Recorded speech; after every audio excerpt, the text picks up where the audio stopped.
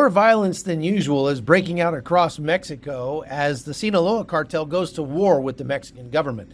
That's because the Mexican authorities recently arrested one of the figureheads of the Sinaloa Cartel. His name is Ovidio Guzman. He's the son of El Chapo Guzman, who was arrested a few years ago and is now serving time in a federal penitentiary in Colorado. The violence is centered around a city called Culiacan, about 3 hours north of Mazatlan, and it may be spreading soon. To talk more about that, I brought in my friend Victor Avila, former ICE agent. Take a listen. This is the Sinaloa Cartel is what we're talking about today. The largest cartel in Mexico and arguably the largest criminal organization in the world, maybe aside from the U.S. government. And I mean, it's really no laughing matter. These people are involved in methamphetamine and heroin and cocaine and marijuana and fentanyl, making lots and lots of that and shipping it into the United States, whereas we know it's killed over 100,000 people a year for the last couple of years. And so this is a big deal. Now, let me just ask you to sort of summarize what has happened in the last 24 hours down in Culiacan. So late last night or early this morning, the way you see it, special forces with Sedena, which is the Mexican army, along with their air force, went and arrested Ovidio Guzman, one of El Chapo's son, which they'll go by El Chapitos is the name. There's two sons there. And they went and picked them up, and they didn't go very well with the Sinaloa Cartel organization. And before I even go on, I want to compare it because this happened 2 years ago with the other brother.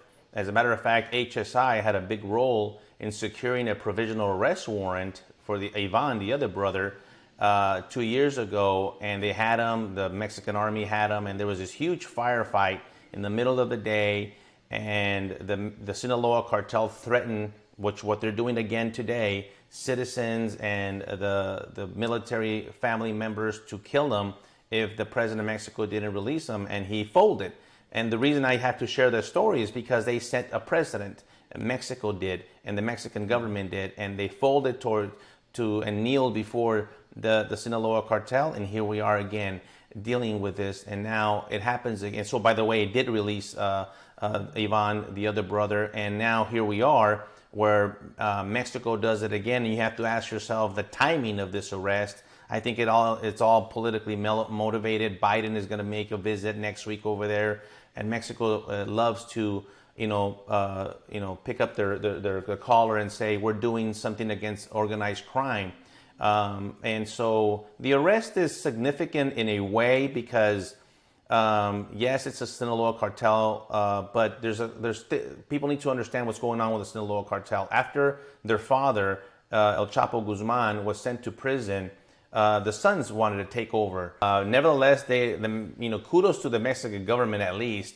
It just goes to show that if they really wanted to get anybody, they know where they're at and they could get them.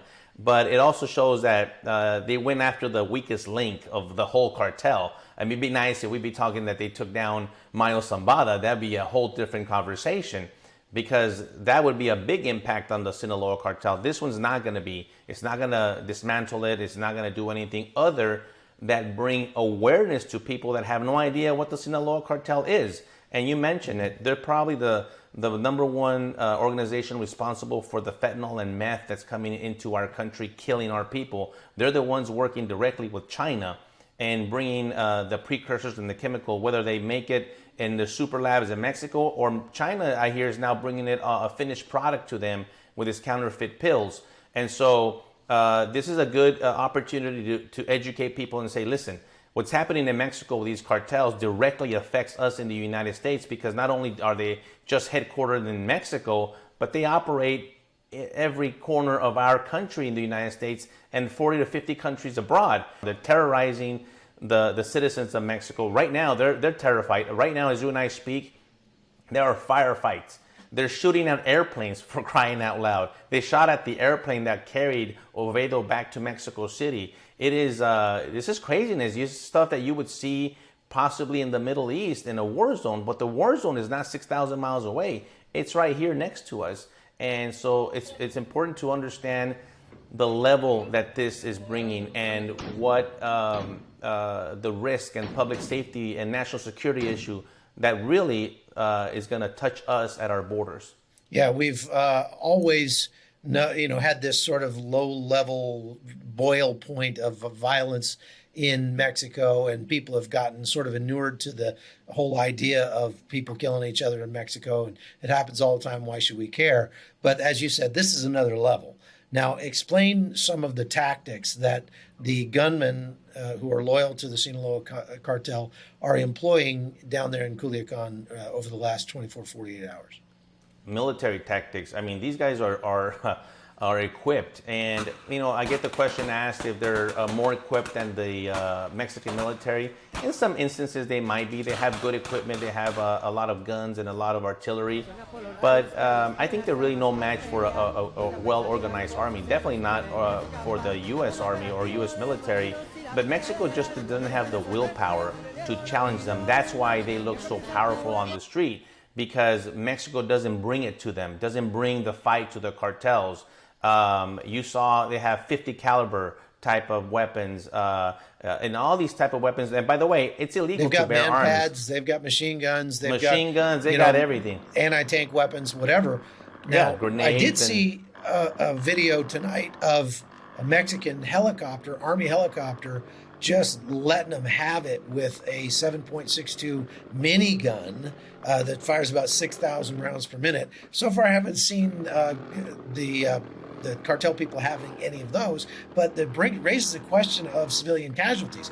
If you're firing a minigun into Culiacan, into a big civilian area, you're bound to be killing civilians. And do you think the Mexicans are just trying to put on a show, they're a show of force, or do you think they're actually trying to take down the Sinaloa Cartel once and for all? Chuck, that's a great question, because I think the shift happens, and it happens involuntarily. And so this is, I worked in Mexico, and let me tell you, this is what happens. Sometimes Mexico, their hand is forced, whether it's forced by the cartel, sometimes it's forced by their own government, it's forced by outside entities. And this is what's happening, that once the fight is on, the government then has to react and say, oh my goodness, now we're losing civilians, we're losing we're having casualties on the military side, on the federal police side, and now we have to really bring it on and fight back. And they might not have a choice, and they might end up having to be the good guys,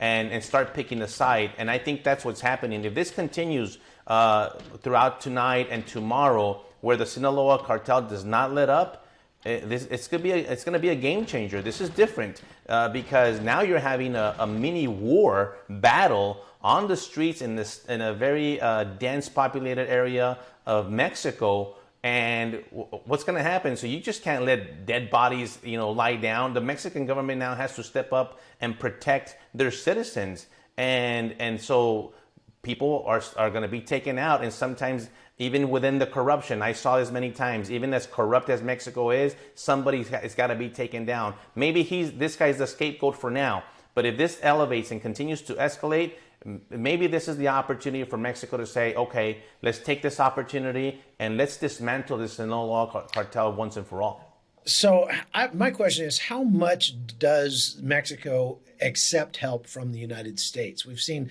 a lot of, for example, in the war in Ukraine, we've seen Ukraine just taking everything they can get, by not in terms of military hardware. That's not what I'm talking about. What I'm talking about is signals intelligence. The United States has a huge capability of tracking people, finding people, using our SIGINT network. Is Mexico willing to accept that kind of data from us? And is the United States willing to share it with the Mexican government, knowing how corrupt they are? Well, I'll answer that question like this. There's been a shift. And the answer right now is no. It shifts towards no. It used to be that when I was there was great cooperation by the Mexican government. We gave them billions of dollars to begin with, and at least they were cooperating with us, and we got some things done. But then AMLO comes in and he shuts that down. They took away DEA's status as diplomats and their protection and immunities protections.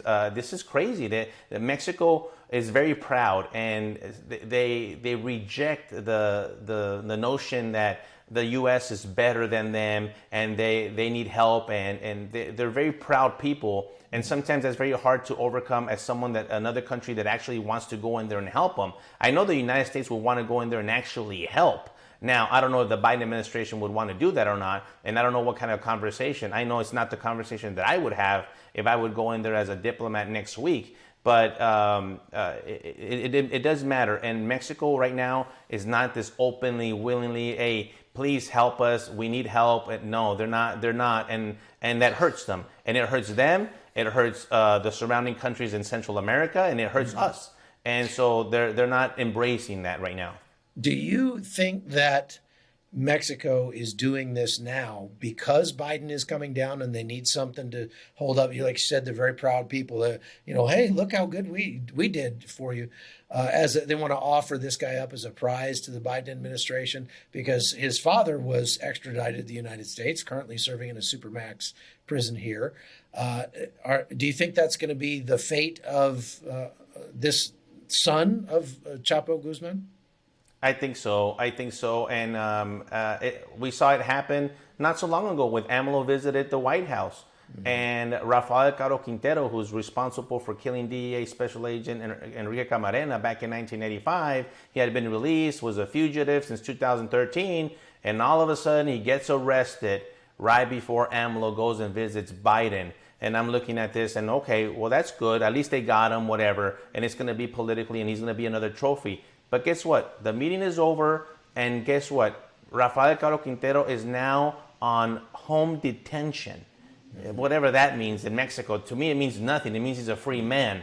And is that going to happen with this guy today? After the visit goes and everything blows over, what's going to happen to him? Are they going to actually bring the charges and prosecute him, or is he going to be gone like the wind? And everybody's going to stop talking about it. That's where we'll see the real effort that Mexico wants to do this. I haven't seen the effort from Mexico in a long time, and this will be a good indicator. Well, Victor Avila, thank you very much for your time, and thank you for being willing to share that kind of information. It's, harder and harder these days to get anybody to talk about anything.